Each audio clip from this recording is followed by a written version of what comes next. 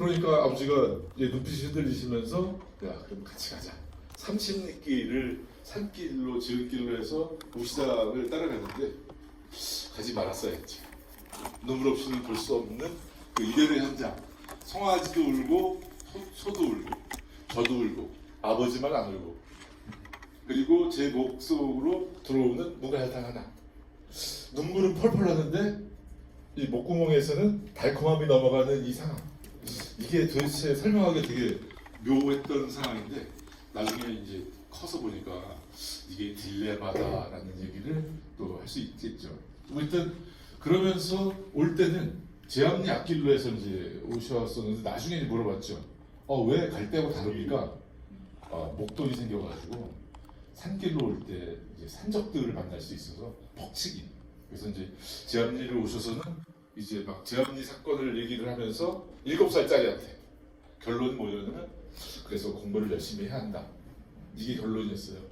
하여튼 뭐 그때까지 무갈탕은 녹지 않고 눈은 말짱말짱한데 아버지만 이제 그렁그렁한 목소리고. 자, 하여튼 이제 그래서 역사를 공부했고 또 이제 아까도 얘기를 했지만 96년도에 이제 수원 시사 두 번째 나오는 수원 시사에 참여하면서 수원의 이제 역사를 이제 펼쳐나가는 일을 했는데 이제 제가 이제 올해가 사실은 토끼띠잖아요. 제가 토끼띠예요. 올해가 따지고 보자면 이제 82년도에 고등학교를 졸업하고 수원에 이제 살기 시작하면서 지금까지 이제 수원에 살고 있는데 지금 이제 우리 팀장님도 얘기했지만 안재홍 선생이 태어났을 당시만 하더라도 고덕 그 지금 계로지가 평택이 아니라 수원군이었었어요. 수원군 종동면, 고덕면 이게 다 수원 땅이었었는데 실제 이제 수원천서부터 쭉 내려오면서 오산천 만나고 이제 진이천 만나고 안성천 만나서 서해 끝까지 여기가 이 북쪽으로는 다 이제 수원 땅이었죠. 근데 왜 그래서 상대적으로 평택과 관련해서는 신원성이 있는 이제 상황이고 끊임없이 같이 이제 뭐 근 한 1000년을 같이 호흡했던 동네가 있는 상황이니까 이제 수원과 평택은 뭐 어쩔 수 없이 엮여서 갈 수밖에 없는 상황인 셈인 거죠. 이제 96년도에 시사편찬이 끝나고 이제 그 한시적인 기부니까 없어지면서 이제 수원시나 문화원에서 이루어졌던 각종 일들을 이제 맡아서 하기 시작했어요. 지명 총람을 만드는 것. 예를 들면 지금은 이제 그런 게 없어졌지만 일시 사역 임부임이라고 하는 다시 얘기하면 그냥 일용 잡직이죠. 잡직으로 이제 일을 하기 시작했던 거죠. 그런데 이제 2002년에 이제 민선 시기에 김용서 시장님이 이렇게 공약 사업 중에 하나가 약간 촌스럽긴 하지만 향토박물관 건립 이게 공약 사업 안에 들어가 있었어요. 그래서 그분이 됐죠. 우리 때는. 그래서 이분 때문에 박물관이 건립이 시작이 됐어요. 그러니까 되게 너무너무 늦었죠. 그러니까 평택도 그렇지만 예를 들면 우리나라의 박물관 가운데에서 가장 빠른 것 가운데 하나가 인천이죠. 인천. 해방되고 나서 바로 인천 시립이 이제 만들어졌으니까 그런 거에 비하면 너무 늦었죠. 예를 들면 80년대 동수원이 개발될 때만 하더라도 박물관이 그때만 만들어졌어도 상당수의 좋은 자료들이 아마 수집이 됐을 거라는 거죠. 왜 그러냐면 지금 성 안에 지금 살고 있는 사람들 3대가 넘게 사는 사람들이 별로 없어요. 그러니까 다 지금 이제 아파트로 다 넘어가면서 다 버리고 갔죠. 그러니까 그런 아쉬움 속에서 또 한편으로는 그 앞에 시장님이 신대석 시장님인데 알다시피 97년도에 세계문화유산으로 화성을 등재시켰는데 그걸로 훌륭한 일을 했는데 문제는 뭐냐면 화성을 등재시키는 것에만 초점이 맞춰 있지 화성의 중요성, 화성과 관련된 자료들을 수집하고 이것을 중심으로 해서 화성을 어떻게 이렇게 좀 활발하게 뭔가 하겠다라고 하는 큰 밑그림이 없이 그냥 세계문화유산 등재만 꽂힌 거죠. 그렇게 되다 보니까 어떤 문제가 생기냐면 성곽에만 이제 이렇게 돈을 쓰는 상황이 생기는 거죠. 실제 그런데 화성이라고 하는 것은 성곽이 물론 중요하지만 화성 유수부, 그러니까 올해가 이제 화성 유수부로 승격된 지 수원의 입장에서 230주년이 되는 해. 올해 1월 12일 날, 음력 1월 12일 날 이제 유수부로 승격이 됐는데, 유수부로 승격이 됐다고 하는 것은 지금 직할시 같은 형태가 된 거예요. 그러니까 이제 수원을 중심으로 해서 5개 읍을 이제 화성부 안에 이렇게 배치시키면서 나름대로, 그러면 그 안에서 만들어졌던 거, 더 나아가서는 화성뿐만 아니라 저수지를 만들고 이제 이렇게 상공업 시설들 만들고 했던 그 신도시로서의 화성, 이 부분들을 조금 더 연구할 수 있고 자료들을 수집할 수 있는 시스템을 갖춘 상태로 갔으면, 더 나아가서는 그때만이라도 박물관이 만들어졌으면, 물론 이제 그렇게 만들어졌으면 제가 박물관에서 일을 못할 수도 있었겠지만 하여튼 그러니까 이제 그런 아쉬움들이 좀 몇 가지 계기들이 있어요.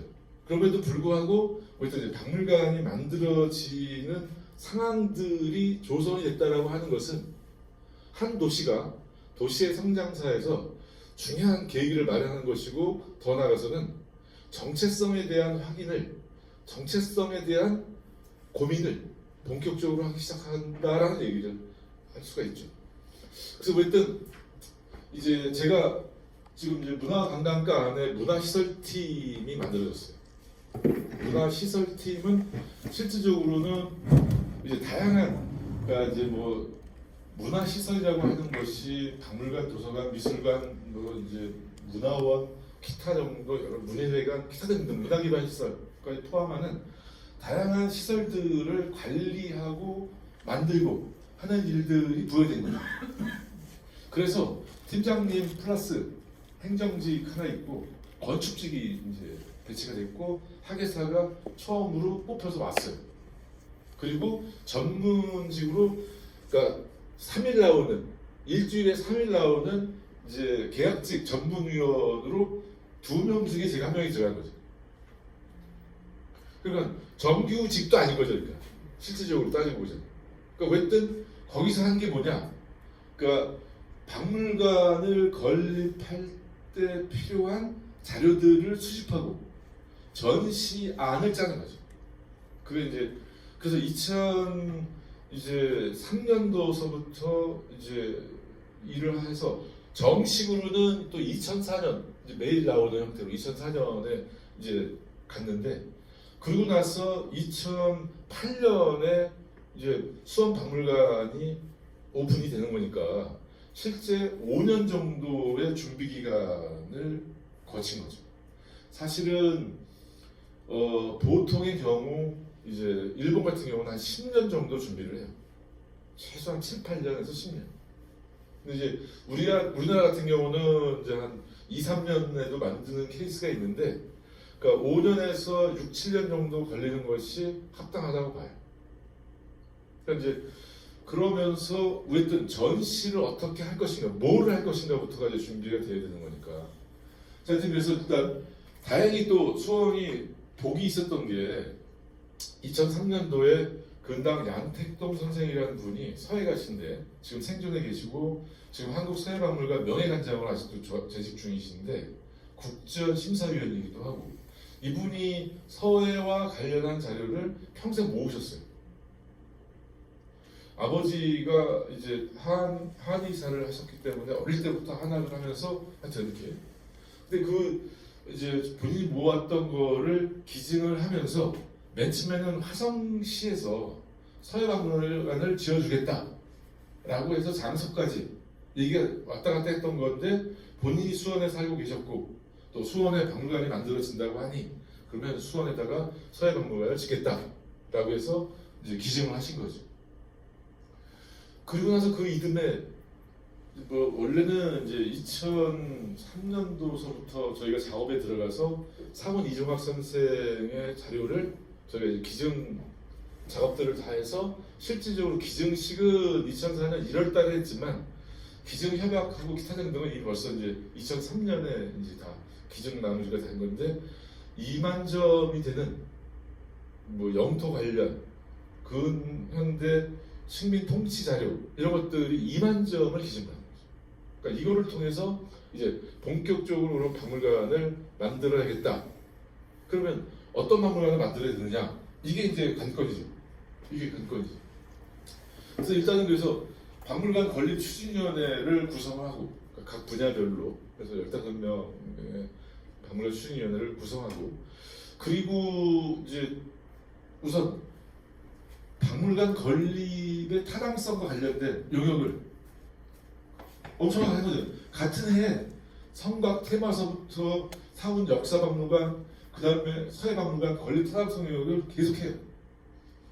그리고 화성박물관 건립 기본 계획도 하고 그러니까 기본적으로 서해 자료가 들어왔으니까 서해 박물관을 만들어야 된다라는 전제가 일단 기본적으로 있는 거죠.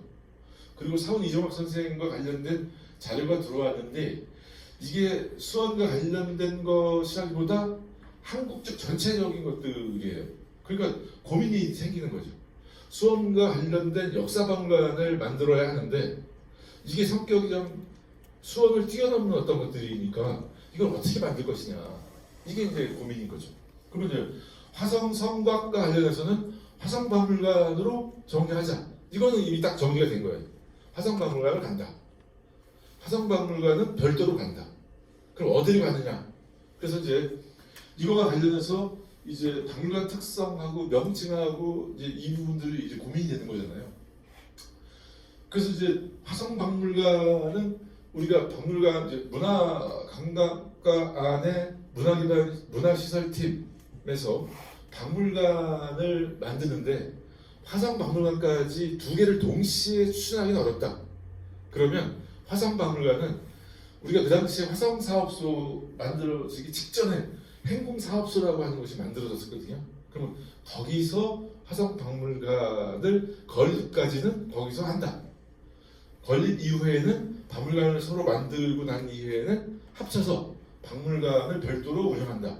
이렇게 이제 협의가 진행이 된 상태에서 두 개가 동시에 진행이 됐죠. 두 개가. 그래서 문제는 이제 수원 역사박물관, 한국 서해박물관, 사원 사료관 이게 이제 문제가 됐어요. 어떤 거냐면 이런 거예요. 봐봐요. 지금 이제 뭐 테이프 커팅하고 이렇게 웅장한 사진을 뺐어요. 멀리 보이니까. 요 당시에 이제 학예직들하고 지금 뭐 보면 이제 행정직, 시설직, 행정직 지금 팀장님, 요게 저기 저 팀장님, 학예사 나머지들은 다 제대로 젊을 때네 하여튼 이렇게 쭉 있었단 말이에요. 뭐, 여기서 지금 보려고 하는 건 뭐냐면 이름이 수원 역사박물관, 한국 서해박물관 요 옆에 점 하나 더 있죠. 네. 서운박물관, 사운, 사료관 세 개가 같이 들어 있는 거예요. 여기서 이제 문제가 되는 게 뭐였었냐면 저희가 그 당시에 박물관을 건립할 때 200억이 넘게 이제 제대로 된 박물관을 이제 건립을 하자.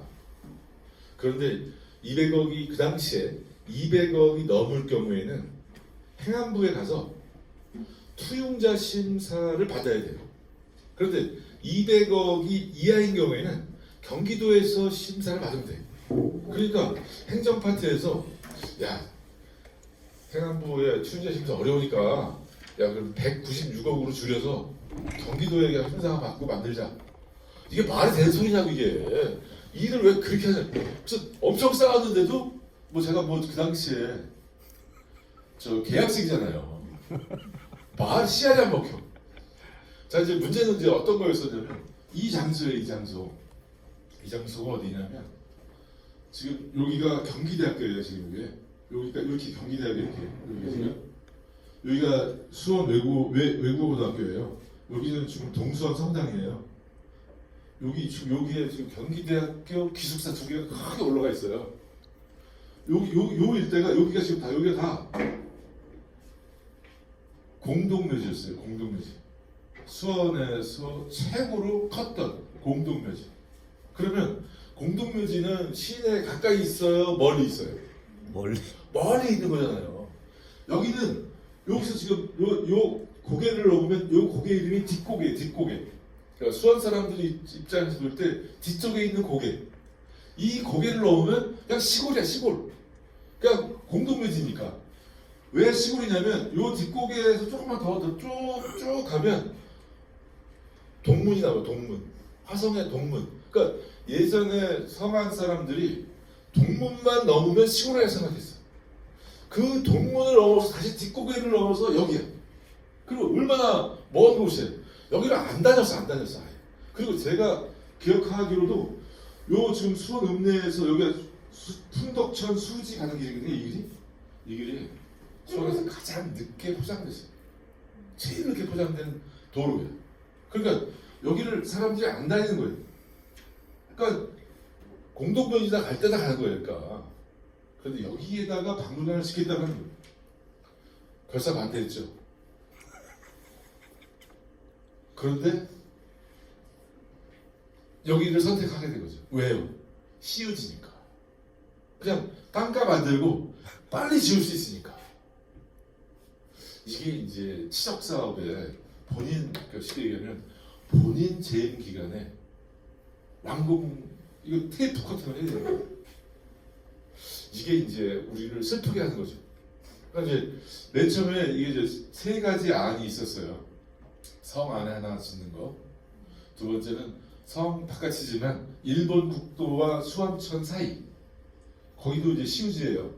근데 거기는 뭐냐면 예전에 공설운동장 자리인데 6.25 때 저쪽 철원 평강 이쪽 철원 삼각지대 사람들이 6.25 때 집단적으로 이렇게 이제 피난와서 그냥 공설운동장에 집 짓고 사는 거예요.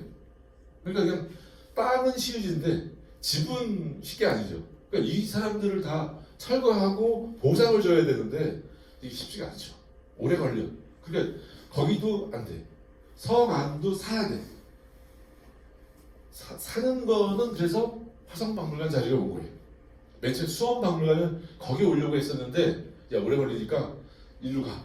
그래서 여기로 온 거예요. 그래서 맨 처음에 일로 온다라고 했을 때 저희가 주장한 게 뭐냐면 그러면 서해박물관, 역사박물관, 그리고 어린이박물관, 그 당시에 삼성전자하고 얘기해서 전자박물관 이렇게 해서 컴플렉스를 만든다. 여기를 여러 개를 한꺼번에. 이거는 가능하다. 여기에는 만약에 이렇게 외진 곳에 가서 뭔가를 하려면 규모도 있고 뭔가 사람들을 끌어들일 수 있는 메리트가 있어야 된다. 그렇게 진행하다가 돈이 너무 많이 들어. 그리고 결정적으로 삼성전자가 또 배신을 했어요. 야 우리는 우리 땅에다가 우리가 할래. 그래서 또 크게 또 했어요 자기들이. 그러니까 이제 결과적으로는 서해박물관하고 역사박물관을 요 안에 별도로 짓는 거였어요. 별도로. 근데 이거를 경기도에 심의를 딱 들어갔더니 경기도 심의를 했었던 무식하신 분들이 야 왜 두 개를 따로 줘? 돈 많이 들게 합쳐져. 지금 같이 쓰고.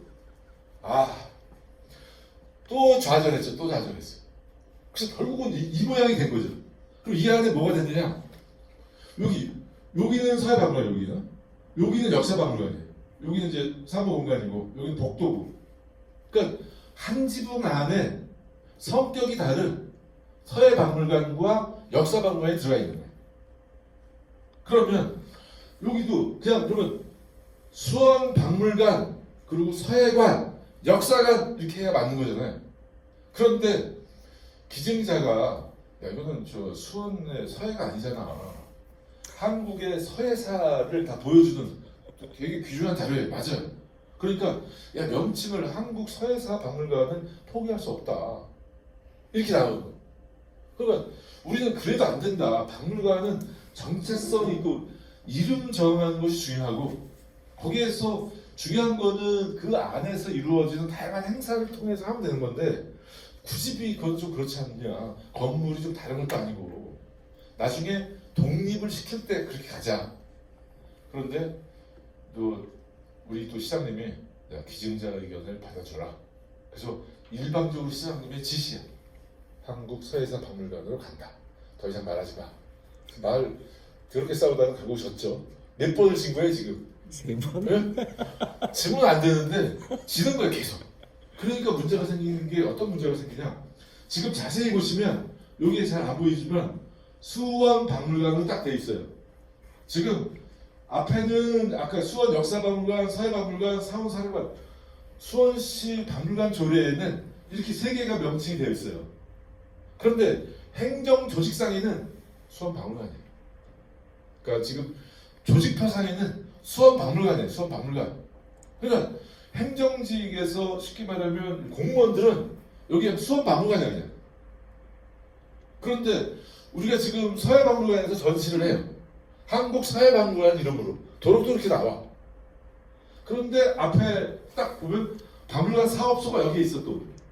그러니까 팻말이 박물관 사업소, 수원박물관, 한국 서해박물관. 사람들이 헷갈려요, 안 헷갈려요? 저희도 헷갈려. 저희도 헷갈려. 그러니까 이게 이 혼란을 지금도 극복을 못하고 있는 거예요.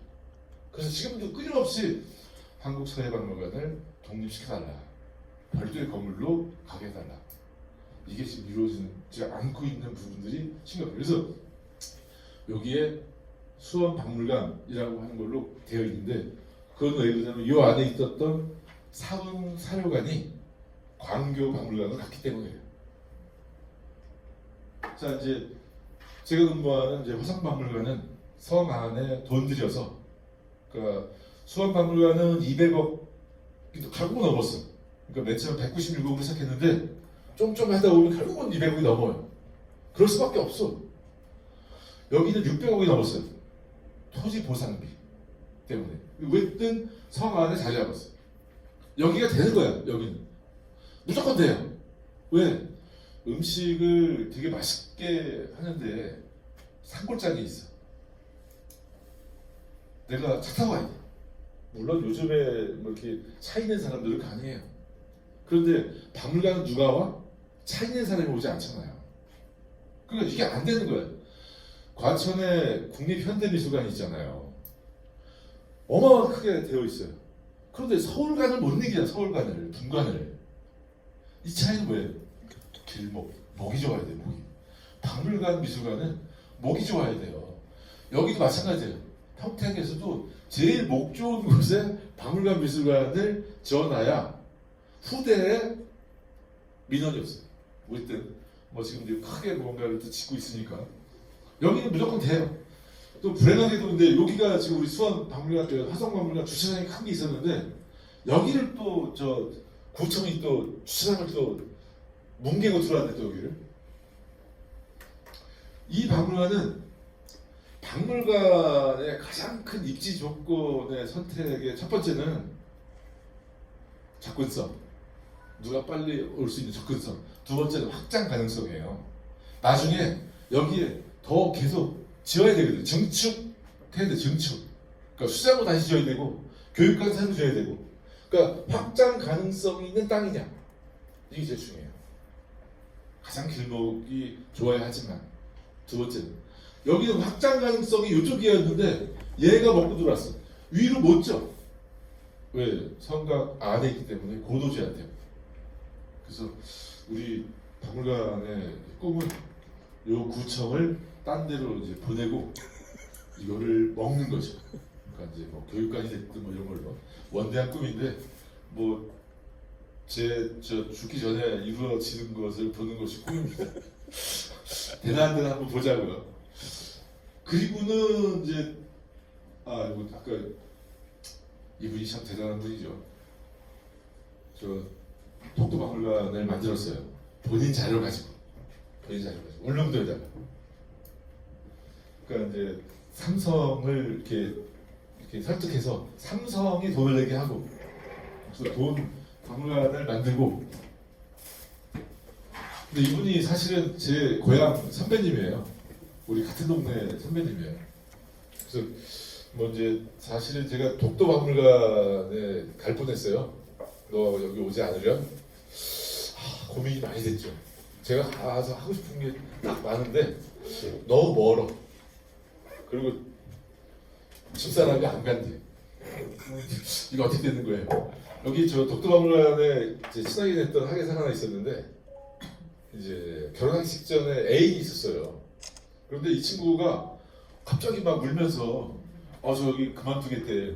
왜? 그랬더니 애인이 독도에 와서 울릉도에 와서 못 살겠다는 거예요.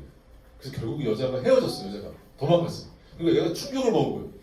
그래서 결국은 나와가지고 지금 예천 박물관에 지금 열심히 하고 있는 훌륭한 이제 학예사가 있는데 어쨌든 독도 박물관을 만들었고 이분이 이제 우리한테 2만 점을 줬는데 그 전에 예를 들면 이순신 장군과 관련된 이제 알짜배기 같은 경우는 아산 현충사 50여 점을 기증을 했고 그리고 이제 독립운동과 관련된 식민 통치와 관련된 자료는 이제 독립기념관에다가 기증을 하셨고 그리고 또 다른 부분들 이제 뭐 이순신과 관련 또 다른 자료들은 아산 이제 현충사 말고 이제 순천향대학교에 이순신 연구소를 또 만들게 해서 자료를 줬고 또 동학 관련한 자료들을 또 엄청나게 모은 거를 또 동학 수은회관 쪽에 또 기증을 했고 경기도 박물관 기사 등등에 필요한 것들은 다 무료로 기증을 했어요.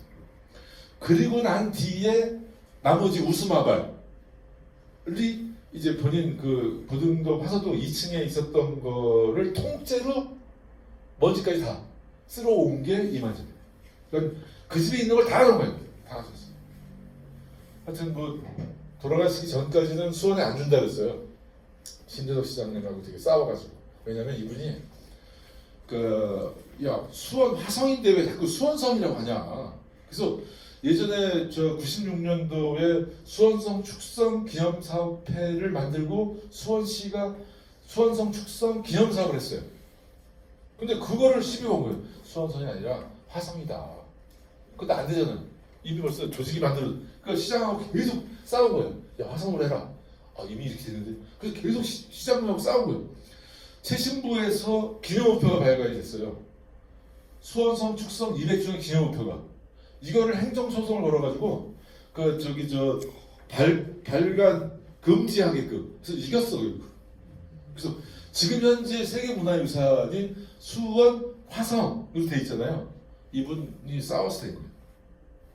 저는 말로 근데 사실인데 뭐 이정학 선생님이 일제시대 때 일본놈들이 화성을 수원성을 했다.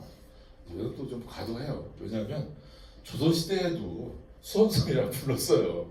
왜 그러냐면 지금 화성 유수를 만들었어 지금. 그러니까 올해가 230주년이 되는 해잖아요. 여태까지 계속 수원으로 하고 알고 있고 수원에 성을 쌓았어. 사람들이 다 수원성이라고 불렀단 말이에요. 화성 유수라고 정조가 이렇게 했어. 근데 사람들은 다 수원 유수라고 그래. 그러니까 정조 당대에는 화성 유수라고 얘기를 다 쭉 많이 하지만 순조 때부터는 화성 유수보다 수원 유수를 더 많이 써. 그냥 수원부야 수원부. 그러니까 수원성 맞는 말이 사실 틀린 것도 아닌데 하여튼 이렇게 해서 왔고 이제 또 하나 그러니까 중요한 이제 자료 중에 하나가 박물관이 되려면 자료들이 일단 많이 있어야 되는데 구입을 하는 것은 한계가 있잖아요. 우리가 돈이 많은 것도 아니잖아요. 그러니까 기증을 많이 받아야 돼요. 근데 다행히 이제 민관식이라고 소강 민관식이라고 지금 보면 국회의원도 하고 문교부 장관도 하고 우리가 70년대 문교부 장관 체력장 만든 장관이야 이 양반이. 체력장. 그 다음에 태릉 선수촌을 만든 분이에요. 그러니까 뭐 그렇게 하면 이제 아는데 이제 엄청나게 본인이 관련된 것들을 버리지 않고 계속 모았어요. 대단하신 분이에요. 개성분이지만 수원 고등 농림학교를 나왔어요. 그리고 이제 2008년에 우리가 수원박물관을 오픈할 때 근대 파트 안에 요 사진을 걸어놨어요. 저희가 구입한 거예요. 이 사진을 구입해서 딱 걸어놨는데 민가시 선생의 사모님이 박물관을 몰래 암행을 했어요. 여기에 기증을 해도 될까 안 될까. 딱 와서 보고 이 사진을 딱 보고 민간시계 여기. 우리 집에 네가 똑같은 사진이 있는데 이러면서 여기 보게 되면 1937년 10월 9일 민형을 찾아서 민간식을 찾아서 온 거예요. 수원 서호에서 요 사람 집에서 나온 사진이에요. 근데 우리가 산 거죠. 어떻게 굴러 와서. 그런데 민간식 선생 집에는 똑같은 날짜에 박형을 보내며 요 캡션만 달라. 그러면 요 박형이 일본에서 대학을 다녀요 지금. 이 양반이 지금 고등독립학교 있을 때 일본으로 가기 전에 잠깐 수원에 들러서 기념사진을 찍은 거예요. 같이. 서로 나눠 가진 거예요. 캡션만 다르게. 한 사람은 박형을 찾아서 박형을 보내며 미형을 찾아서 이걸 딱 보고 야 전율을 느끼며 수원에 이거를 기증한다 라고 해서 왔죠. 물론 그 전에 무이선에서 막 왔다 갔다 했는데 만약 저희가 반대를 했으면 가져오지 않죠. 저는 이제 그 앞에 다행히 김용소 시장님도 그렇고 저 염태영 시장님도 그렇고 시장님이 야 그 유물들이 있으니 가자. 그래서 가요. 야 이거 가져와서 박물관에 뭐 하자. 저 평택도 와봤어요. 여기 저 고잔성 뭐 저쪽 있잖아요. 고령리 쪽에 이렇게 저수지 있고 이렇게 식당이 있으면서 2층에 뭐 이렇게 잔뜩 있는 거 있어요. 거기를 가시자고 해서 갔어요. 갔더니 뭐 잔뜩 있더라고요. 근데 박물관 전시 자료로는 애매해요. 그러니까 좋은 자료일 수 있는데 왜냐면 설명서를 못 붙여. 설명을 붙여야 될 거 아니야 이렇게. 안 됩니다. 그 저 충주 쪽에 또 어마어마한 또 농기구소 부채가 어마어마하게 있는 거예요. 점심만 먹고 왔어요. 시장님 안 됩니다. 뭐 하자 그러면 다 안 됩니다. 도자기를 또 무슨 협성대학 교수가 있는데 도자기를 또 안 됩니다. 저희 박물관 성격과 안 맞습니다. 다 캔슬. 그러니까 왜 그러냐면 박물관의 건립 취지와 목적에 대한 부분들을 정확하게 공유하고 있어야 돼요. 그래야 다음에 어떤 시장님이 오든 이걸 바꾸고 막 이러는 거가 안 생겨요. 예를 들면 지금 성남시 같은 경우가 지금 혼란에 빠져 있는데 이재명 시장이나 지금 그 다음 시장 여자 시장님이 하여튼 그래서 성남의 박물관을 그때부터 건립을 해서 문광부 문체부에 다 통과가 돼서 딱 됐는데 그러니까 광주 대단지 사건서부터 해서 쭉 가는 부분을 지금 시장에 와서 이걸 자꾸 바꾸려고 하는 거예요. 이거 그러니까 이게 혼란이 와서 지금 학예사들이 지금 딴 데로 가겠다고 지금 난리가 나는 정도의 상황이에요. 그러니까 이 부분들을 가장 중요한 건 건립 취지와 목적에 대한 정확한 부분들을 서로 다 공유가 돼야 돼요. 그건 팀장님서부터 학예사들, 과장님, 국장님, 시장님 그리고 공청회를 열어야 돼요. 이게 정확하게 딱 쓰게 되면 그걸 쭉 가면 돼요. 근데 이게 안 되면 시장님 바뀐 것도 누가 바뀌면 야 이거 바꿔놔. 대한민국 역사박물관이 계속 왔다 갔다 하잖아 지금. 이게 이거와 같은 거예요. 이 원칙이 건립 취지와 목적에 대한 부분들을 정확하게 세워놓지 않으면 이거 감당하지 못해요. 그래서 저는 박물관에서 기획전을 할 때 자체도 뭐가 예를 들면 야 이런 거 한번 기획해서 전시해봐라 라고 한 적이 한 번도 없어요. 우리가 먼저 선제적으로 했으니까. 근데 지금 현재 미술관 같은 경우는 야 이거 전시해 저거 전시해 거기 참 하여튼 중요한 게 이제 그렇다는 거예요. 하여튼 뭐 넘어가겠습니다. 광교박물관이 만들어졌어요. 광교박물관 이게 어디냐면 이게 지금 수원박물관에서 이렇게 내려다 보여. 제가 여기가 지금 뭐냐면 심원 선생 묘가 여기 지금 심원 선생 묘 여기는 해령군 묘. 여기가 역사 공원으로 쉽게 얘기하면 경기도 기념물이어가지고 500m 안에 개발 행위가 안 돼. 그래서 역사 공원 부지를 묶여 있어요. 원래 이게 어디에서는 여기에 건립되기로 되어 있어요. 원래 이게 여기에 건립되려고 하는 게 아니었어요. 제가 또 길을 쓰고 싸웠어. 왜 그러냐면 여기가 이의동이야. 수원 박물관도 이의동이에요. 무슨 얘기냐면 광교 택지개발 지역이 100만 평이에요. 100만 평. 그러면 이 지금 여기서 지금 경기도청이 있는 자리가 해령군 묘가 있고 그 앞에 무덤들, 그러니까 되게 좋은 무덤들이 나왔어요. 그러니까 이거를 보존하게 되면 개발이 안 돼. 그러니까 개발의 전제 조건이 뭐냐면 이것을 전시 공간을 만들고 이전을 하고 개발을 한다. 이게 개발의 전제 조건이었어요. 그러니까 우리가 국가보안법보다 더 무서운 법이 문화재보호법이에요. 이거 안 되면 안 되는 건데, 그래서 박물관을 짓는다. 그래서 기부 체납을 받은 거예요. 이게 기부 체납. 이게 기부 체납을 받은 거예요. 지금 평택도 기부 체납 형태일 수가 있나요? 아니요, 그렇지 않습니다. 그래서 기부 체납을 받는데 여기가 지금 그러면 이 100만 평 부지 안에 그러면 어디다 져야 되겠어요? 이쪽 박물관이 없는 저쪽에 져야 돼요. 원천이나 이쪽에, 원천 유원지 쪽에, 혹은 법원 있는 쪽에, 이쪽에 져야 되는 게 맞죠. 그런데 이 자식들이 이렇게 말합니다. 땅값을 줄이기 위해서 여기다 지금 공짜잖아요. 공짜. 그러니까 여기다 원래 여기다 짓는 거였어요. 경기도에서 했거든요. 경기도시공사에서. 경기도시공사가 도하고, 그러니까 문제는 뭐냐면 수원시 공무원 가운데에서 공영개발하는 이 건축직자들이 경기도 공무원들하고 짬짬이가 돼서 이걸 들고 온 거예요. 이걸. 여기로 하자. 안 된다. 너무 우리 박물관 가깝다. 야, 생각해봐라. 너가 돈을 쓰는데 같은 동네에 박물관 2개를 짓는 게 가당키나 하냐? 안 되잖아요. 그런데 여기를 계속 민 거야. 하여튼. 그때 제가 시장님한테 올라갔어야 되는 건데, 그래서 며칠 저희를 선택한 게 뭐냐면 수원 박물관보다 크게 여기를 메인 박물관으로 만들 수 있게 해주겠다.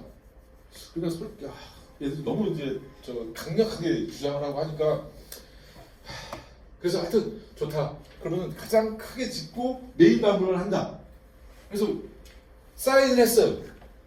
그러면서 이제 진행이 되는데, 또 문제는 뭐냐면 여기다가 짓는데 이제 문화재위원들 문화재 형상 변경 이제 이렇게 심의를 해야 되는데, 여기다 지었을 경우 여기서 요 신문 선생 묘역이 안 보인다 이거예요. 문화재위원들이 여기다 지을 수 없다. 이 앞쪽으로 차라리 지어라. 이 안쪽으로 지어라.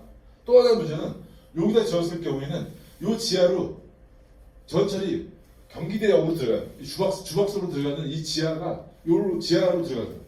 그러니까 지하로 이렇게 수장구를 넣고 해야 되는데 또 좀 애매한 상황이 생긴 거예요. 그래서 결국은 이리로 갔는데 또 뒤통수를 맞았어요. 그러니까 택지개발구역 안에 우리 시장님이 이제 요구사항이 되게 많은 거죠. 노인복지관 지어달라. 그다음에 이 체육관도 이렇게 아이스링크 지어달라. 해서 경기도하고 경기도시공사에서 이익금이 안 남는 거야. 그래서 결국은 이렇게 지은 거예요. 이렇게. 그래서 볼펜 집어줬어. 너 가져가. 야, 경기도 가져가. 너. 우리가 안 받아. 정말 나쁜 놈 돼가지고 회의 갈 때마다 성질만 나빠지고 나와. 매일 집어넣어주고 나오는데 결과적으로는 진 거죠. 또 이게 지면 안 되는 건데 또 졌어. 이게 지금. 그러니까 여기에 이렇게 만들어지면서 이제 수원박물관에 있었던 사운 사료관과 기존 다시 받았던 민간식 사료관을 여기다 2층에다가 상설 전시를 하고 1층에는 광교에서 나온 역사 자료들을 전시하는 공간으로 가고, 여기도 애매한 거지. 이렇게 지면 안 돼요. 이렇게 지면 안 돼요. 여기도 지금 성격이 애매한 거예요. 그러니까 광교 택지개발역에서 주민들이 여기 되게 놀기 좋잖아요. 되게 광교에 많이 와요. 그런데 와서 보면 자기들하고 관련된 게 별로 없어 또.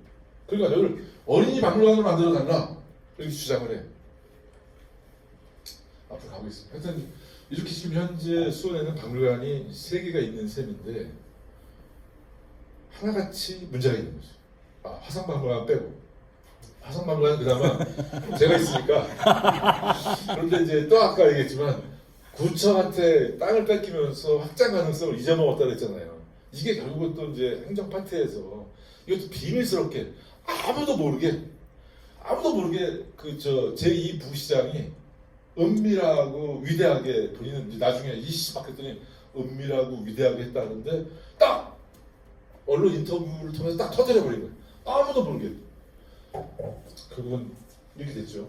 하여튼 뭐 이런 형태가 됐는데 가장 큰 문제가 이제 이런 지금도 이게 이제 고민인 거예요.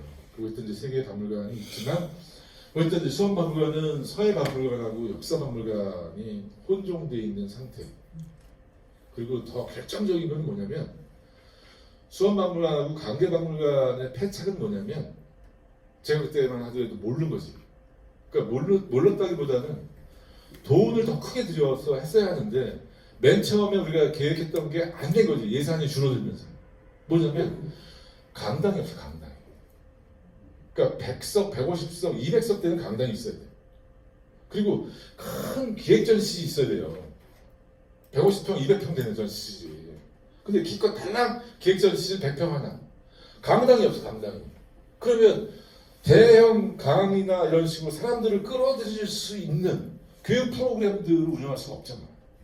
그러니까 아까 뭘 외지다. 근데 사람들을 끌어모을 수 있는 기재가 없다. 그럼 뭐야? 망하는 거지. 그러니까 어정쩡하게 지은 거죠. 어정쩡하게. 이것도 아니고 저것도 아니고. 그러니까 돈을 들여서 그러니까 완결된 구조 형태. 그러니까 강당, 교육시설, 특별기획전 공간 이게 있어줘야 박물관은 기능을 해요. 수장고는 기본이고. 그리고 이제 관계박물관은 더욱더 문제가 생긴 거예요. 제일 작게 된 거죠. 가장 크게 지어둔다고 해서 사기치고 제일 작아졌어요. 제일 작아졌어요. 그러니까 여기는 교육 공간도 없어. 교육 공간도 거의 없어. 너무 작아. 그래서 이제 그 뒤에 있는 해령군 제시를 받아서 이제 앞으로 이제 교육 공간을 쓸 건데 하여튼 그 부분이 있는 거죠. 뭐 넘어가겠습니다. 뭐 이거는 이제 주요 업무는 뭐 다 알다시피 박물관은 기본적으로 전시하고 연구하고 유물 수집하고 교육하고 그 다음에 보급하는 거죠. 콘텐츠를. 뭐 그런 이거 이렇게 또 넘어가겠습니다. 제가 빨리 넘길까요? 뭐 스톱 해주시면. 지금 시간이 너무 내가 많이 써가지고 하여튼 뭐 이런 식의 전시를 하고 있다 뭐 이런 부분이고 그 이제 잠깐 요거는 자랑을 해야 되는 게 박물관이 왜 있느냐라고 할 때 그러니까 뭐 이거 이제 좀 정신 나가신 또 시의원님들께서는 도서관의 도서 구입비하고 박물관 유물 구입비를 깎고서는 예산 절감했다고 되게 신나하시는 분이 계셔요. 그 정신 나가신 분들인데 그거는 참 지금 현재 수원에 문화재로 지정된 게 100개가 있어요. 100개. 그 가운데에서 박물관과 관련된 게 44개예요.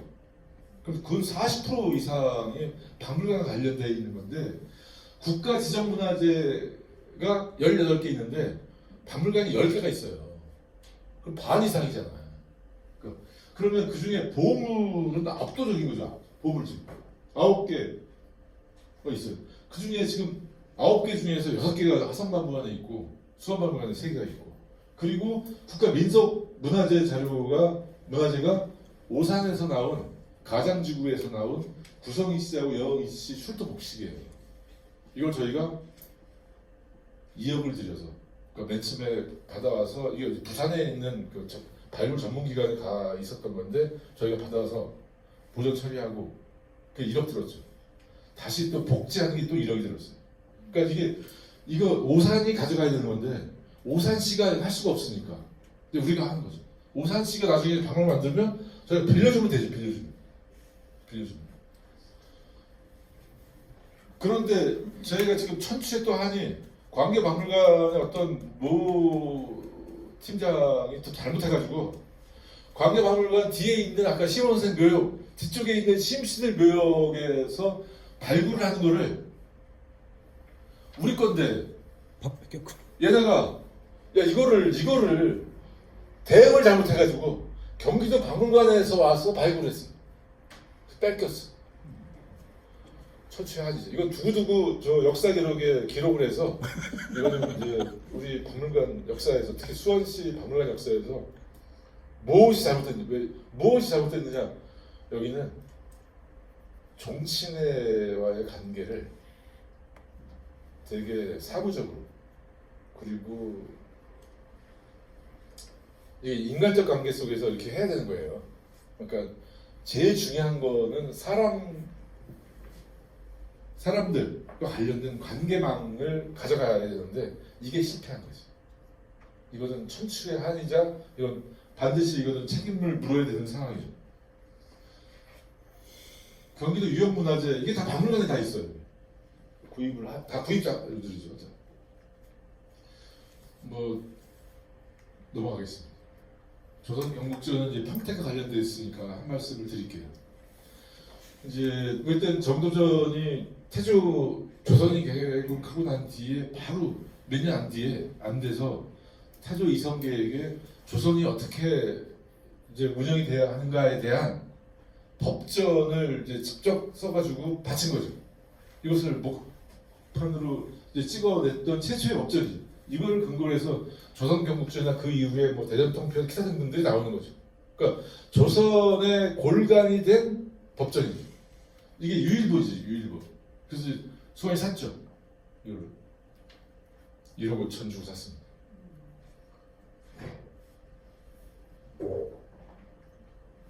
북학의 이것도 지금 초간본이에요. 그러니까 박제가가 직접 쓴 그리고 박지원이 친필로 쓴 서문이 있고 이것도 1억 5천에 됐습니다. 돈이 없어. 그러니까 이제 우리가 유물급이 끝났어. 근데 이거 꼭 사야 돼. 그 시장님한테 찾아가서 이거 꼭 사야 됩니다. 돈 주세요. 그래서 산 거죠. 그러니까 사야겠다 그러면 사야 돼. 그러니까 끊임없이 시장님을 괴롭혀야 돼. 예산과 관련해서는. 넘어가겠습니다. 그 다음에 또 이렇게 기증을 받은 것, 이게 다 기증을 받은 것들인데, 다 복제를 해서 또 이제 그 종중에 돈을 이렇게 이제 줬죠. 이게 또 돈이잖아요. 그리고 실제 번암 체증과 관련된 이 자료들 같은 경우는 저희가 기증보상금으로, 다시 말하면, 이렇게 이제 기증을 했잖아요. 그걸 평가를 한 금액의 20%를 이제 줄 수 있는 제도가 있잖아요. 그래서 이 집안에서 평가 금액이 이제 10억 이상 나요. 그래서 저희가 이 집안에 준 게 7억 얼마를 줬어요. 이것도 시장님한테 필요하다. 이렇게 돼야 돼. 그러면 이거 돈 엄청나게 들어가는 거 아니냐? 맞아요. 그런데 이게 보물이잖아, 보물. 그리고 이거는 후대 또 박물관, 우리 지금 올해가 230주년이라고 해. 화성 유수부 초대 유수잖아요. 이게 반드시 있어야 되는 거예요. 넘어가겠어요. 이거 할 일이 많으니까 지금. 그리고 지금 평택에서도 이렇게 평택문화연구 이거 되게 훌륭한 일을 하는 거예요. 이런 것들을 통해서 박물관이 만들어져요. 박물관의 전시나 기본적인 내용들이 이러한 틀을 만들 수 있는 것. 그러니까 박물관이 없음에도 불구하고 이런 틀을 만든 것 자체가 지금 현재 평택의 힘이죠. 이 인적인 네트워크를 어느 정도로 활용하느냐가 앞으로의 평택 박물관의 성공 여부가 달려있다라고 저는 봐요. 지금 이제 수원 같은 경우는 박물관에 제거를 하는 거잖아요. 돈 주고 하는 거죠. 그러니까 어쨌든 그 지역에 뭐가 있는지가 관건이지. 그러니까 이 동네 평택에서 그러니까 우리가 지역의 정체성이 뭐냐고 할 때 그 시대 어떤 시대 그 당시의 사람들이 다른 동네와 다른 어떤 거를 만들어낸 게 있냐 이게 제일 중요한 거죠. 없으면 그냥 그저 그런 거고 이게 있어야 소위 킬러 콘텐츠가 되는 거죠. 없으면 만들어야지. 없으면 만들어야지. 하여튼 이렇게 지역 정체성을 만들어 나는 이게 결국 박물관의 할 일이라는 얘기를 쭉 하는 거예요. 그러면 이제 수원의 특징이라고 하는 것들이 뭐냐라고 할 때 이런 걸 가지고 뭔가를 해야 된다. 라는 입장을 가지고 있었던 거긴 해요. 그런데 결국은 문제는 뭐냐면 중앙 단위에서의 것이 아니죠. 지역 사람들의 시각으로 지역의 자료는 예를 들면 이래요. 유물 구입을 하러 이렇게 이제 사람들을 부르는데 저쪽 서울이나 이런 데 큰 데서만 놀던 분들은 야, 이걸 왜 사요? 이런 얘기를 해요. 여기 거니까 사요. 여기 거니까. 여기 거니까 사야죠. 지역민의 입장에서. 그게 비록 돈이 안 되는데 이걸 해야 돼요. 하여튼 뭐 이렇게 기초자료 수집하고 이걸 가지고 뭔가를 하려고 해야 되는데 어떤 시각으로 바라보느냐가 제일 중요하죠. 뭐 이건 뭐 넘어가겠습니다. 그래서 이제 수원이 그나마 나름대로 이렇게 성공적으로 할 수 있었던 것은 박물관이 만들어지는 어간에 또 제가 또 수원 시사 편찬을 하고 시사 편찬위원회를 한시적인 것들이 없어지는 거를 막고 어쨌든 간에 시사 편찬실이라는 이름으로 뭔가를 계속 할 수 있게끔 만들어낸 거죠. 문화원과 손잡고 시 문화 관광과랑 함께 계속 예산을 편성하게 해서 계속 자료 수집하게 하고 연구하게 하고 그러니까 외주로 준 거예요 계속. 근데 어쨌든 또 한편으로는 수원학 연구센터가 또 이제 만들어졌는데 그게 이제 수원 시사편찬위원회의 연장선상에서 이루어진 거예요. 그리고 저희가 이제 박물관을 만드는 그 어간에 지속적으로 이제 마을 조사를 하고 증언 채록 작업들을 했어요. 이게 중요한 유물 구입을 하는 것 플러스 지속적으로 지역과 관련된 작업들을 해야 되는데 이 작업들은 뭐냐면 사람들이죠. 사람들. 어떠한 사람들을 가져가는데 제가 보겠습니다. 2001년에 증언자료집을 최초로 냈어요. 전국 최초예요. 그러니까 중앙 단위 말고 지역 단위에서 시군 단위에서 증언 자료집을 최초로 낸 사례예요. 2001년에. 그때 뭐가 들어갔는지를 한번 보세요. 남로당 국회의원, 문화원장, 당시에 수원 지역의 유지급이에요. 유지급. 이런 사람들의 증언들을 일단 받는 거였었죠. 또 역시 마찬가지. 두 번째까지 계속 이런 식으로 갔죠. 역시 여기도 평택도 마찬가지겠죠. 당연히 이렇게 이제 지역 유지들에 대한 이제 자료들 결국은 뭐냐면 증언 체록을 하면서 왜 증언 체록을 하느냐? 증언 체록 구술 자료로서의 가치가 일차적으로 있고 두 번째는 이 사람들과의 인적 네트워크 플러스 이 사람들이 가지고 있는 자료. 그러니까 이렇게 구술 체록을 하잖아요. 그럼 책을 낼 때 이 사람들이 가지고 있던 사진들, 자료를 같이 편찬하는 책을 내죠. 그러니까 자료를 확보하는 거죠. 자료 확보. 그리고선 조금씩 이제 좀 이렇게 뭔가 이제 주제를 가지고 가는 형태로 이제 가는데 이렇게 이제 수원 갈비를 만든 사람들 여기는 뭐냐면 수원 갈비집을 했던 주인이 아니라 주방장들 주방장들만 수원 갈비를 했던 주방장들 이야기고 조선민족 청년단 중앙훈련소는 지금 현재 보훈원 자리에 해방 이후에 족청이라고 그러니까 조선민족 청년단 이범석을 중심으로 했던 사람들이 교육을 시켰어요. 그거 관련된 거. 또 민주화운동, 뭐 문화예술인들 이런 식으로 주제를 갖고 어쨌든 수원시사가 이제 80년대 한 권짜리로 나왔고 제가 강의했던 데가 이제 90년대인데 네 권짜리로 이렇게 상중하 이제 자료집 그리고 이제 2005년에 20권짜리로 나왔죠. 그러니까 이렇게 시사 편찬을 하는 과정 속에서의 자료 수집과 내용들을 이제 박물관과 연결을 하고 유기적으로 그러니까 시사 편찬을 하면서 만들어진 자료들을 박물관 수장부로 이관하고 또 박물관에서 수집됐던 사진이나 기사 등등들은 시사에 대거 방출해서 책이 아름답게 나올 수 있게 하고 뭐 이제 수원화 연구센터가 이제 2010년도 이제 민선 5기 공약사이면서 시정연구원이 2014년에 만들어지면서 그 안에 들어갔죠.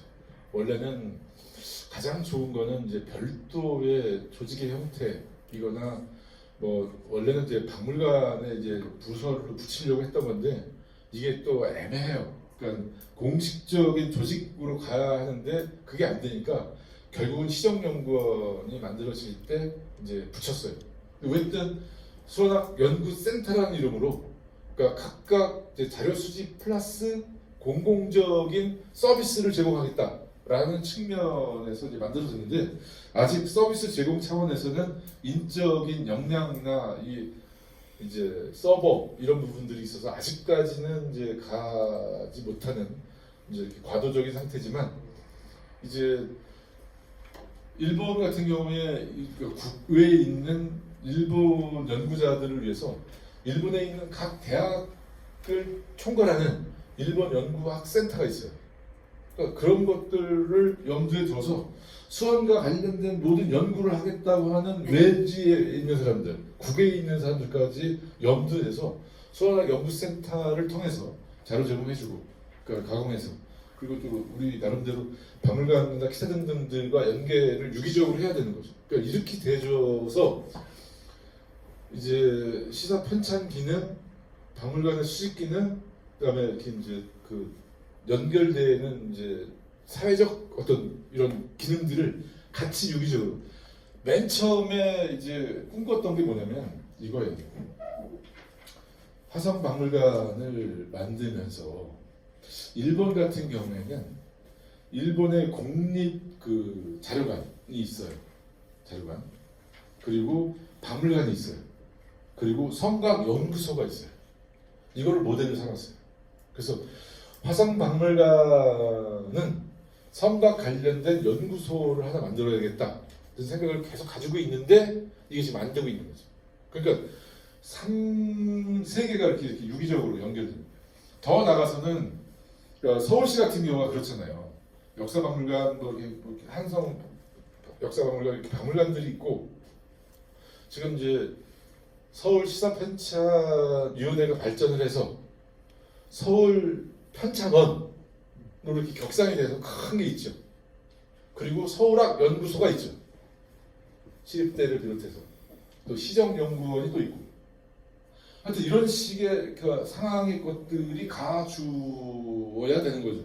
그러니까 앞으로 이제 수원은 이제 왜 이런 형태는 갖춰야 있는데 내실을 이만큼 가져가는 자가 관건이에요.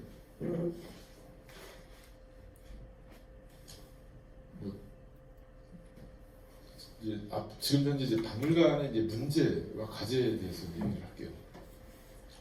지금 현재 박물관 사업소라고 해서 4급 사업소의 형태이면서 2관 6팀의 형태. 그러니까 이것도 지금 문제가 뭐냐면 보시다시피 수원박물관 안에 이게 수원박물관이에요. 운영팀 하계팀이 있다가 작년에 교육 홍보팀이 하나 비로소 팀 하나가 만들었어요. 10년인 4년 만에 팀 하나를 만든 거예요. 참 힘들어요. 근데 광교 박물관은 관체제가 아니라 일개 박물관 팀 하나밖에 없어요. 이게 문제인 거죠. 화성박물관은 교육 홍보팀을 만들어 달라 했는데 아직 못 만들고 있는 거죠. 이게 지금 이제 그래서 평택 같은 경우도 이제 앞으로 박물관이 만들어지면 분관 체계를 염두에 둬서 처음 만들 때는 규모 있게 하나를 메인 박물관을 만들고 그리고 평택의 특징이 어쨌든 팽성, 진이, 안중 뭐 이렇게 해서 나름대로 이제 그 지역의 중심적인 어떤 그 분권적인 형태가 이루어지고 있는 상황이니까 장기적으로 봐서는 각 그 지역마다 분관을 만들어서 운영을 한다는 원대한 꿈을 가지고 고민을 하셔야 한다는 거죠. 그러니까 그거는 이제 특성을 어떻게 또 가져가느냐는 또 별개예요. 똑같은 형태로 역사, 민속 뭐 이런 걸로만 쭉 가게 될 경우에는 재미가 없죠. 그러니까 그 특성을 어떻게 이제 찾아서 만들어낼 것인가가 고민입니다. 또 하나의 문제는 지금 일반직이라 일컫는 그러니까 전체가 지금 이제 이런 모습인데 수원박물관 22명, 10명 정원 조직편성 정원이에요. 그런데 지금 현재 이렇게 있어요. 이렇게 54명, 36명, 18명 이 사람들이 더 많아. 시간 선택제하고 공무직이 박물관의 실질적인 일을 다 이 사람들이 하는 거예요. 이 사람. 그런데 돌아가게도 소위 정규직이라고 일컫는 사람들은 몇 명 안 되고 그 밑에 계약직, 공무직이 이러한 이제 인적인 구조가 지금 전국적인 현상이에요. 전국적인 현상. 이것을 탈피하지 않으면 안 되는데 요란한 일이에요 지금 현재. 하여튼 뭐 이게 지금 가장 큰 문제인 거죠. 그리고 더욱더 문제는 지금 2019년에 60억이었어요 박물관이. 그런데 지금 현재 30억이에요. 반토막이에요 반토막 지금. 수원의 지금 박물관에 지금 현재 상황이 부끄럽게 짝이 없는 상황이에요 지금. 부끄럽게 짝이 없는. 이게 왜 그러냐면 수원이 지금 현재 예산 규모가 3조가 넘는데 실질적으로 예산 규모가 늘어날 수 있는 구조가 아니에요.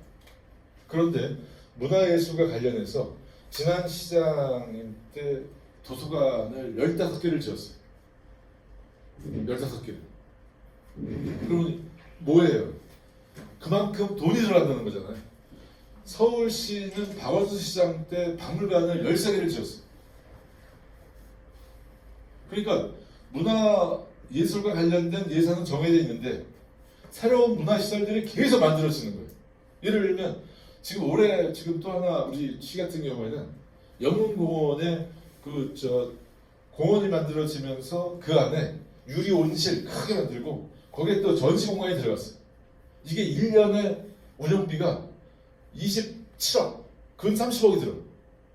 우리 수원 박물관만큼 들어, 화성 박물관만큼 들어가. 그러니까 계속 쪼여드는. 그러니까 박물관 미술관의 예산은 계속 줄어드는 거죠. 이게 이제 지금 현재 평택은 뭐 그럴 걱정은 없죠. 계속 예산이 늘어나는 거고 인구가 늘어나니까. 이게 박물관을 만들어야 하는 절호의 찬스이기도 하고 요때 규모 있게 제대로 만들어놔야 되는 거죠. 그러니까 좀 더 좀 무모하다 싶을 정도의 스케일을 가지고 만드는 게 사실은 맞는데 이게 참 관람객 같은 경우가 지금 이제 63만, 그러니까 지금 수원 박물관 같은 경우는 이제 36만, 그러니까 전국에서 탑에 들어가 있는 국립박물관이에요. 국립박물관 빼고는 최고 지금 상위에 랭크되어 있는 박물관이에요. 그러니까 우리가 지금 몇 년 동안 그 평가를 받을 때 최우수 박물관으로, 그러니까 3년 연속으로 평가를 받고 있죠. 그런데 여기는 지금 36만이 오는 거면 1년에 그러니까 뭐 한 달에 예를 들면 4일 빼고 하루 매주 월요일 빼고 그러면 한 360일 중에서 한 40 며칠 하루에 100명 이상 와야 되는 100명 이상 박물관에. 그러니까 어쨌든 나머지 지금 이제 수원 박물관 제일 문제죠. 지금. 제일 문제죠. 멀리 있으니까. 그러니까 박물관의 쾌적함이나 전시 내용은 수원 박물관이 제일 좋아요. 제가 봐도. 그런데 사람들이 안 와. 뭐니까. 이게 이제 문제인 거죠. 뭐 지금 수장고가 점차 수원 박물관의 문제는 수장고가 지금 꽉 차가고 있다는 거죠. 그래서 그 앞에 2,000평이 있어 앞에. 여기다가 우리가 이미 벌써 2010년에 보이는 수장고 이거를 별도로 건물로 지으려고 그래서 여기까지 줬었어요. 그런데 결국은 실패했죠. 자, 근데 가장 중요한 것 중에 또 하나 수원 박물관 같은 경우가 지금 기증자로서 기증자 183명이에요. 183명. 그러니까 수원 박물관이 나름대로 큰 역할을 하는 것 중에 하나가 지역민들을 통한 지속적인 기증을 받는 것. 이게 이제 핵심적인 거죠. 그러니까 평택이 앞으로 해야 될 것. 그러니까 평택의 이 넓은 땅에 각 동네별로 동종 마을들이 있잖아요. 동종 마을들. 전주시, 제가 청주안시, 청주안시, 수성채시. 지금 올해 같은 경우가 수원 같은 경우에 지금 이제 아까 얘기했지만 화성 유수부 승격 230주년 그리고 지금 이제 화성문화재가 시작한 지 60주년 그리고 SK 성경이 수원에서 성경직물이 건립된 지 50주년 뭐 이런 식으로 이제 나름대로 의미부여를 하는데, 그래서 올해 수원박물관에서는 제가 강력하게 주장을 해서 수성채 씨와 SK 의 특별전을 열자. 그래서 여는 걸로. 그러니까 지금 수성채 씨가 지금 본가가 평택에 있어요. 화성에도 있고 수원도 있고. 그러니까 실질적으로 그러니까 수원을 본관으로 하는 데가 수원백씨가 있는데 제일 유명한 게. 그런데 수원에는 많이 안 살아. 수성채 씨가 제일 많아요. 그러면 SK도 수성채 씨고, 그러니까 이 동네를 근거로 해서 산 지가 수성채 씨가 최소 800년 이상 되니까 이거를 연동해서, 예를 들면 최종건의 아버지 최학배, 그 아버지가 바로 제 시골, 제가 주공리에서 화수국민학교 바로 옆 동네 원안리 사람들이 원래 무덤도 거기 다 있어요. 사대주의 무덤들은, 사대주 위의 무덤들은 다 거기에 있어. 한 4, 5대 무덤은 거기 있고, 그 윗대 무덤들은 또 호매실에 있어요. 여기 수안에 호매실. 그리고 지금 현재 최종현서부터 아버지 최학배는 또 봉담에 있어. 그러니까 이 사람들이 우리 동네에 있다가 반환 옆에 해창리에 살다가 다시 대처로 수원 평동으로 와서 살면서 돈 벌고 거기서 성경직물 인수해서 SK를 만든 거예요. 그러면 이런 내용들이 전시 주제가 되잖아요.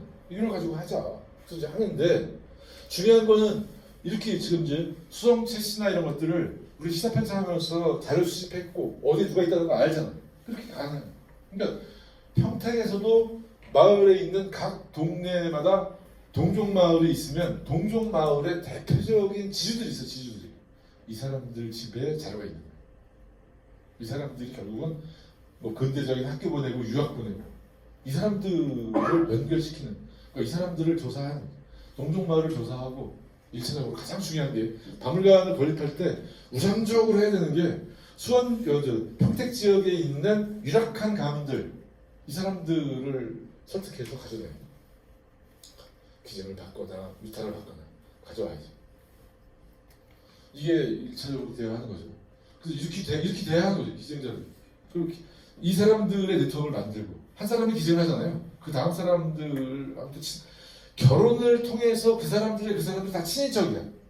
한 사람 왕건이만 잡으면 연결이 다 돼요. 아까 얘기했던 내용들이 거죠. 그러니까 이제 계속 이게 박물관의 건립 목적이 부딪히면서 박물관의 성격이 애매해지니까 뭔가 설득력 있는 강한 뭐가 안 되는 거죠. 이러면 보러 오는 사람들로 혼란스럽죠. 그러니까 평택에서는 이렇게 안 되기를 소망하는 거죠. 이제 수원 의지에서 물어봤을 때, 자 그러면 앞으로 뭘 할 거냐. 수원이 지금 공장을 못 줘. 공장을 돈 나올 데가 없어. 지금 삼성이 다 이리 넘어왔잖아요. 돈 나올 데가 없어. 다 평택한테 뺏기고 용인한테 뺏기고 화성한테 뺏기고. 그러니까 뭐야, 삼성은 자기네들이 그 수원 거기에 박물관을 만들었어요. 나름대로 뭐 잘 만들었어. 그리고 화성은 화성박물관 있잖아요. 그러면 뭐가 남았어요? 갈비가 남았어요. 갈비. 이거를 만들어야지 말이에요. 저는 수원에 소박물관을 만들어야 한다. 다 웃잖아요. 그래서 지금 어차피 비행장이 간다고 하니까 서수원 일대를 일단은 지금 현재 그 논바닥으로 쭉 되어 있는 거를 묶자. 문화시설로 묶든지 공단으로 묶든지 묶어라. 왜냐면 지금 그 큰 길 옆으로 땅값이 이제 비행장 간다고 하니까 벼락같이 떠요. 벼락같이 지금 난리가 났어. 지금. 이거 우리가 시가 사고 싶어도 못 사 이제. 그러니까 지구 단위에 그래서 묶으라는 거예요. 묶어. 그냥 묶고 거기에다가 저는 소와 관련된 테마파크를 만들자. 저는 뭐냐면 소와 관련된 음식을 다 파는 거죠.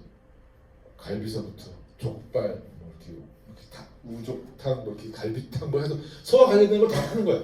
또 한쪽은 소와 관련된 소 가죽으로 만든 지갑서부터 북서부터 이렇게 쭉. 그러니까 이렇게 파크를 만들어서 그 중에 박물관도 들어가는 거고. 소와 관련해서 전 세계에서 우리처럼 부위별로 이렇게 팔 수 있는 나라 없잖아요. 그리고 저는 안 되면 소싸움장도 만들고, 저는 안 되면 그러니까 이렇게 스케일 있게 하자 이거지. 이렇게 해서 먹고 살아요. 그래서 제가 지금 또 하나 주장하는 게 뭐냐면 축구박물관을 만들어야 된다. 말 더럽게 안 들어요. 우리 시장님들 하여튼 내가 시장 하듯이 해야지. 더러워서 이거. 왜 그러냐면 차범근, 물론 뭐 행정구역상은 화성시죠. 화성시. 그 지금 안녕리 송산리 사람이에요. 그러니까 그 윤건능 있고 용주사 있는. 그리고 박지성. 소사람이죠. 소사람. 그러니까 차범근, 박지성, 안정환이 또 아주대학을 나와서 아주대학을. 그러면 남은 거 누구예요 지금? 손흥민만 남았네. 자 그러면 차범근한테 여기 자료를 여기 이만큼을 줄 테니까 기정하고 여기 차범근 실, 여기 박지성 실, 안정환 실. 그러면 손흥민도 자기 실 안 하겠어요? 당연히. 그러니까 월드컵 경기장 거기 예식장 말고 이거를 하라는 거지 이거를. 근데 그렇게 말을 안 듣는데 왜 말을 안 듣냐면 이게 지금 경기도가 6이고 수원시가 4를 가지고 있어. 그러니까 수원 게 아니야. 그러니까 경기도가 6이고 6대 4야 6대 4. 그러니까 서로 지금 피하고 있는 거야.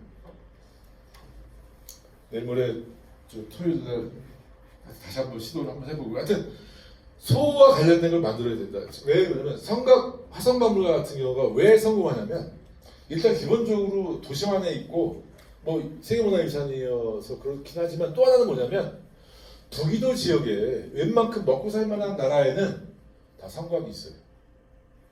성곽이 있다고. 그러면 비교를 하고 싶어 하잖아요. 그러니까 우리가 성곽이 유럽에는 캐슬이야 캐슬. 우리의 성곽은 캐슬이 아니야. 일본의 히메지나 오사카 성 같은 경우는 캐슬이야. 거기는 영주하고 기사, 쉽게 말하면 무사들만 사는 거예요. 일반 백성이 안 살아. 유럽의 봉건 영주가 사는 캐슬도 마찬가지. 일반인들이 안 살죠. 근데 우리는 살죠. 달라요.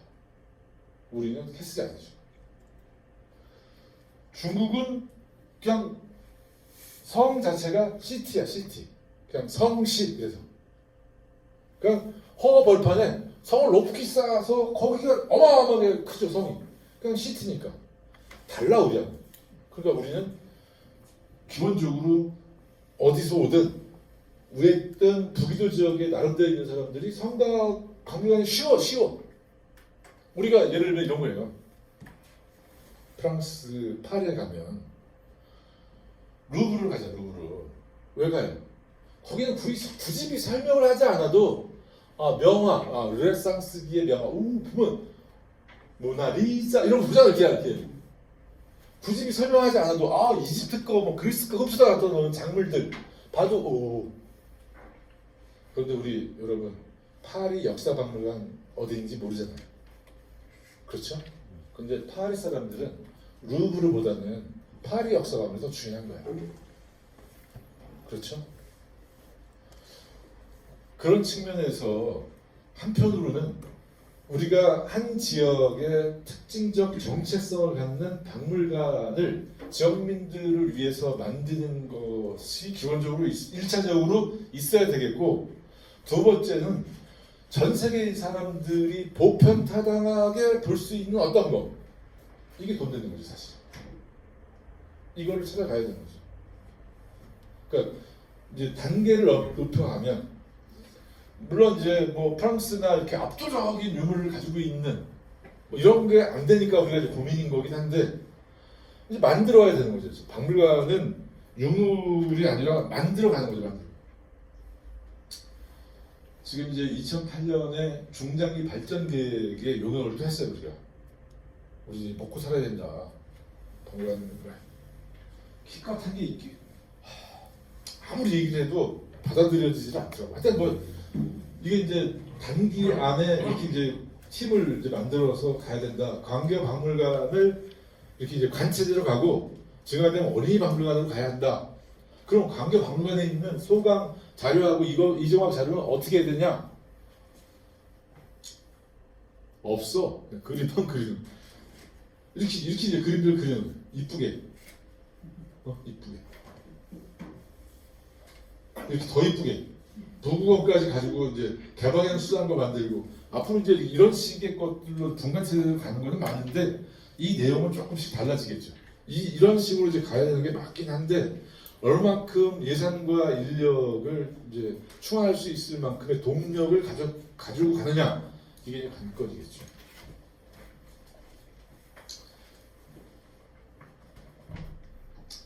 하여튼 뭐 이제 앞으로 우리 박물관이 고민해야 되는 부분들은 이제 유물에서부터 출발은 했지만 향후 가져가야 할 것은 이제 사회적 가치에 대한 고민들로 가야 한다. 이 것들인 거죠. 그러니까 이제 뭐 이거는 이제 앞으로 우리가 이제 지향해야 될 박물관 형태인데, 그러니까 그 동안 유물을 통해서 어떤 메시지를 전달할 거냐 이런 부분들이 이제 고민이 됐던 거였었는데 앞으로는 이제 이런 거죠. 그러니까 좀 더 사회와 커뮤니티와 관련된 포용적 사회적 가치를 얼마만큼 이제 담지느냐 이게 이제 앞으로의 관건인 거죠. 이거는 또 한편으로는 이제 시민 사회의 역량과도 연결되는 상황이기도 하고 이렇게 이제 가야 되겠죠. 또 갈 거고 이제 결국은 이제 복합 문화 공간으로 간다. 그러니까 평생 교육 기관으로 간다. 그리고 누구나가 와서 이제 이 경쟁이 치열한 이 사회 안에 나름대로 오아시스 같은 공간이 이제 필요한 거죠. 이게 이제 문화 공간인 거죠. 근데 그것들을 만들어내기 위해서 어떻게 이제 가져갈 거냐가 이제 문제인데 지속적으로 시의원이나 이런 사람들은 관람객 수, 입장료 이런 걸 얘기해요. 그러니까 이게 경제적인 문제, 경제적 가치로 얘기를 할 경우에는 답이 안 나와요. 그러면 박물관, 미술관, 도서관은 문을 닫아야 돼요. 왜? 돈만 계속 들어가는 거지 돈이 안 나오는 곳이야. 그런데 계속 이런 경제적 가치를 가지고 뭔가를 자꾸 하려고 하니까 서로 힘들어. 여기는 사회적 가치를 만드는 거죠. 그 사회적 가치는 돈으로 환산하기 되게 어렵죠. 이 부분을 보다 더 적극적으로 개발하고 우리 편으로 만들어내는 역할들을 얼마큼 하느냐가 이제 관건이에요.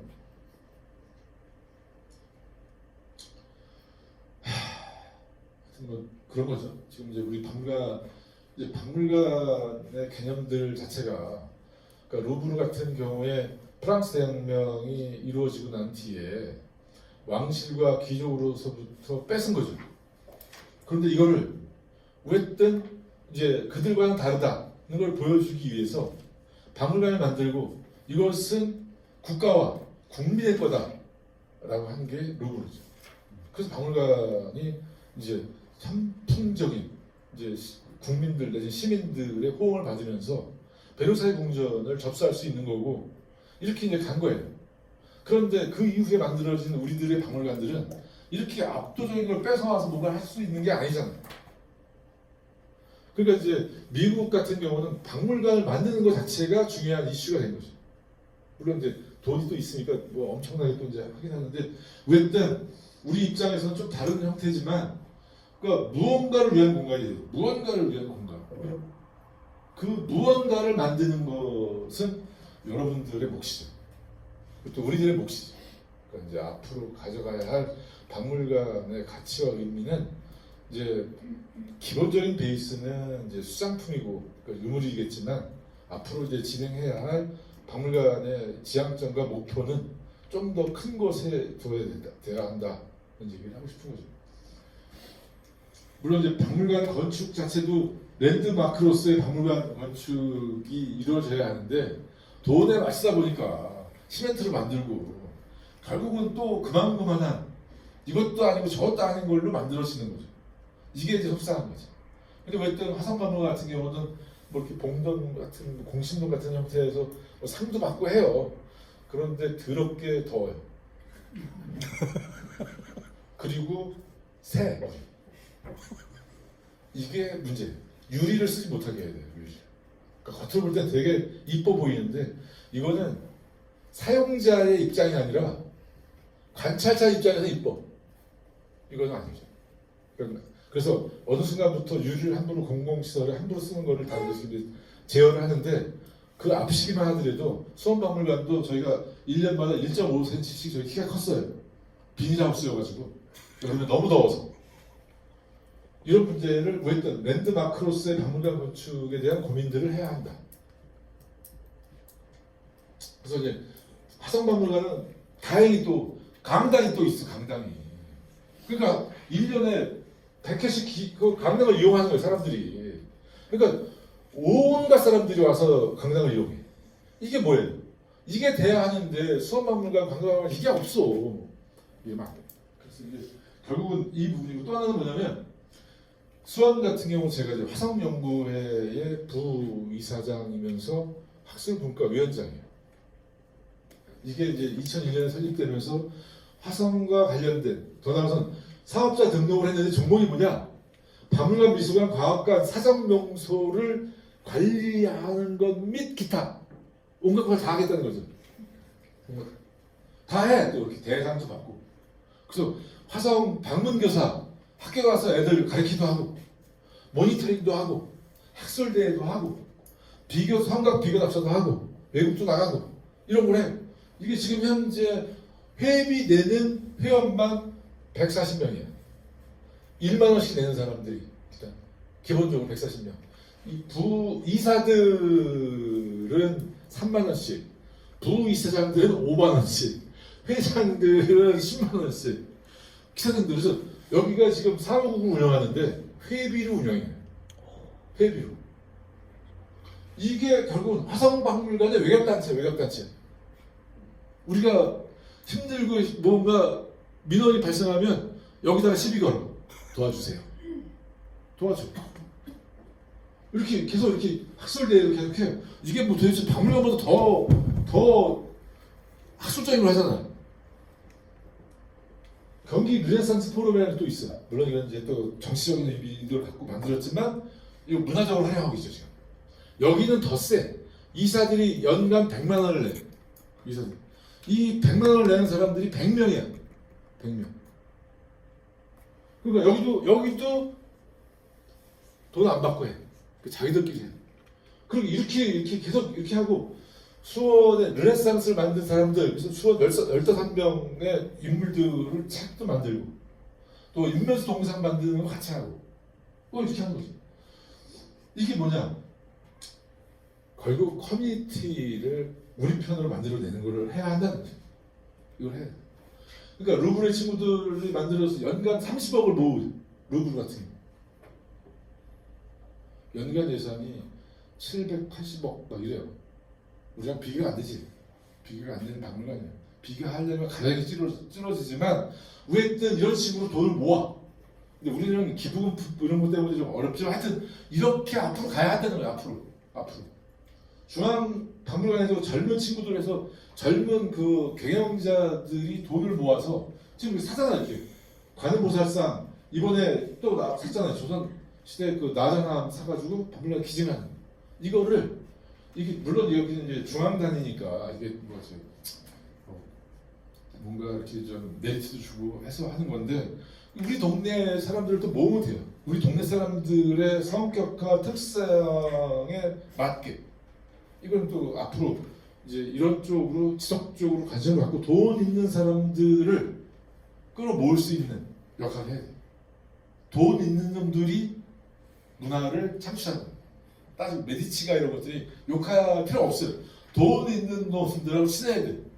자꾸 돈을 내게 해야 돼. 그리고 뭔가 이렇게 자꾸 이렇게 꼬집거나 뭘 해서 뭐 이제 이런 식의 뭐 목표를 두고 있는 거겠죠. 다. 뭐 이제 특성화를 살리는 특별 연수를 하자. 정체성을 갖는 연구와 수집을 하자, 시민과 함께하는 뭐 다 아름다운 말이죠. 누구나 어떤 박물관이나 다 할 수 있는 이야기지. 그러니까 이렇게 또 가. 자, 이번에도 이제 3년마다 한 번씩 박물관, 국립박물관들, 국공립박물관들의 평가를 해요. 그 인증을 해서 이제 작년에 3년 만에 했었죠. 우리가 지금 3회 연속 이제 평가 인증을 받았는데 그 평가 인증 제도 안에 점수표를 보게 되면 설립 목적의 달성도, 조직 인력 시설 제정, 자료 수집과 관리, 전시 개최 및 교육 프로그램, 공적 책임, 이 점수 가운데에서 전체 점수 100점 가운데에서 제일 큰 점수가 뭐예요? 전시하고 교육. 그러니까 박물관의 가장 큰 역할과 기능은 전시와 교육에 있다는 거죠. 두 번째로 크게 어디예요? 자료 수집. 여기다 조직 인력 재정 관리 요거네. 그 다음에 자료 수집. 그 다음에 큰 거가 설립 목적이 달성돼요. 이 박물관의 설립 목적이 뭐냐? 건립의 취지가 뭐냐? 이것을 잘 하고 있는 거냐? 이거잖아요. 이거예요. 이 가운데서 제일 점수가 많은 게 전시가 18점, 100점 가운데서 교육이 12점이고, 그 다음에 10점짜리가 시설 관리, 운영 계획 수립, 이거잖아요. 그렇죠? 그러니까 박물관이 무엇을 해야 하는지를 보여주는 점수죠. 감사합니다. 네. 하여튼 너무 빨리 버리고야 말았는데 이제 평택 이야기를 잠깐만 5분만 하고 이제 질의응답이나 이렇게 하는 걸로 하겠습니다. 이제 다른 어떤 지역보다 지금 늦게 시작은 했지만 가장 힘있게 박물관 건립을 준비하고 있는 곳이 평택이다라고 저는 이제 생각을 하고 있고, 또 실제 이제 박성복 선생을 비롯한 여러 분들의 헌신적인 노력이 아마 이제 핵심적인 역할을 하는 것이라고 생각이 들고, 또 이 안에 아까도 얘기했지만 지속적으로 평택 지역과 관련된 연구자들이 끊임없이 연구를 하고 있다는 사실이 되게 중요해요. 여타 지역에 이렇게 하는 데가 그렇게 많지 않아요, 실제. 그런데 이것은 한편으로는 이제 축복이죠. 그러면 이것을 어떻게 박물관의 역량으로 이렇게 연결시켜내느냐가 관건인 거니까. 그러면 또 한편으로는 이제 제일 중요한 것 중에 하나는 그거잖아요. 박물관 전시를 어떻게 꾸릴 것인가에 대한 전시의 아이템, 그러니까 전시 구성에 대한 부분들은 지속적으로 논의하고 고민하고 토론하고 해야 되는 거죠. 이것이 되면서 동시에 이제 시에 있는 그 집행부, 그것이 이제 과장국장, 시장님까지 포함을 한 사람들의 이제 동의 내지는 합의가 이루어진 상태로 가야 되는데, 그것은 또 한편으로는 중장기 발전 계획을 좀 더 크게 가져가야 한다. 크게 가져가도 잘리는 상황이니까 처음부터 소박하게 가는 것은 옳지 않다.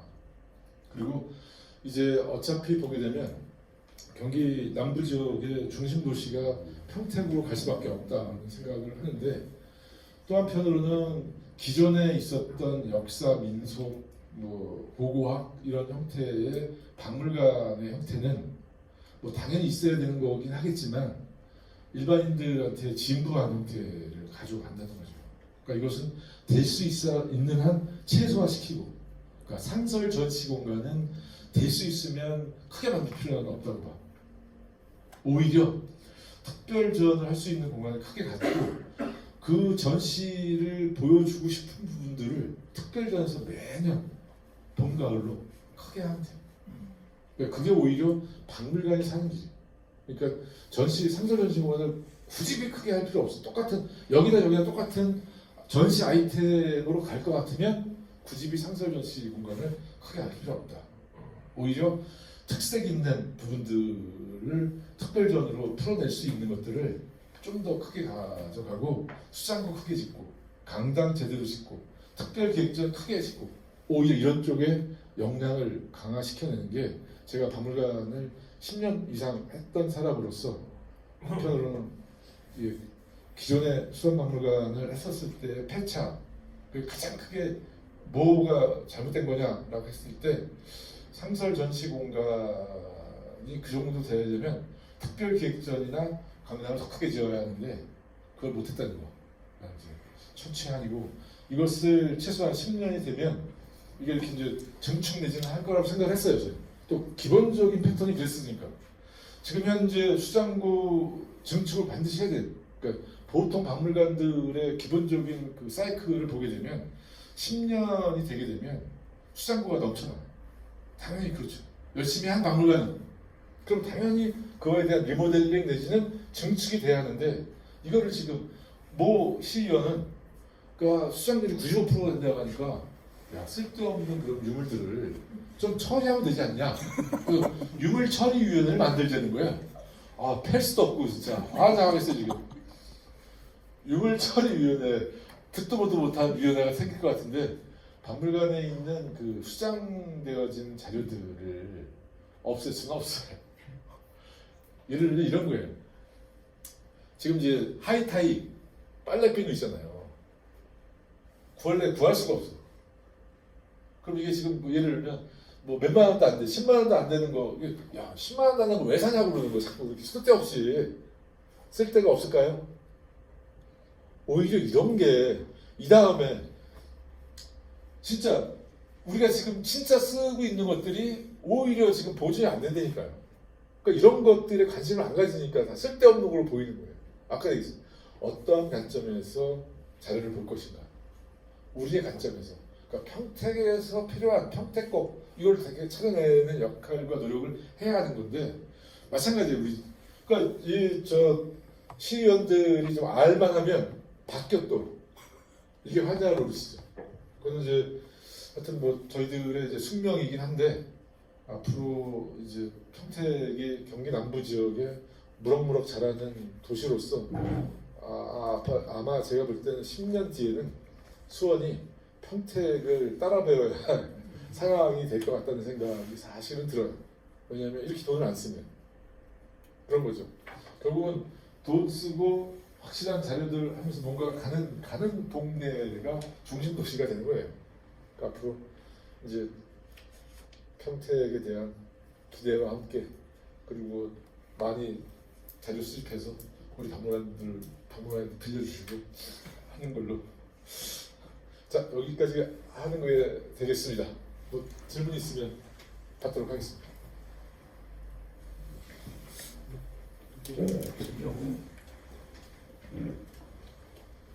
예, 질문 없으십니까? 네. 혹시? 아니, 그럼 예, 알겠습니다. 이렇게 해서 올해 2023년 첫 번째 박물관 포럼 마치도록 하겠습니다. 여러분 감사합니다.